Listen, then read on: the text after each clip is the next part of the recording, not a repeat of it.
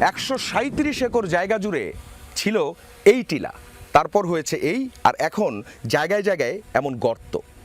1995 সালের আইন থাকার পরেও 1999 সালে সরকারিভাবে এই টিলা ইজারা দেয়া হয়। এরপর থেকেই শুরু হয় টিলা কেটে পাথর বের করার কাজ। তারপর মামলা মোকদ্দমা হয়েছিল, বন্ধ ছিল কাজ। কিন্তু 2024-এর 5 আগস্টের পর আবারও দেদারসে শুরু হয় পাথর তোলা, আর এখন 1 বছরে এই হলো পরিস্থিতি। গেল বছর আগস্টের প্রথম সপ্তাহে প্রায় 50 ফুট উঁচু এই টিলায় ঠাঁই দাঁড়িয়েছিল 700 বছরের ঐতিহাসিক শাহ আরেফিন টিলা মাজার। মাত্র 4 মাসেই এখন তা নিশ্চিহ্ন।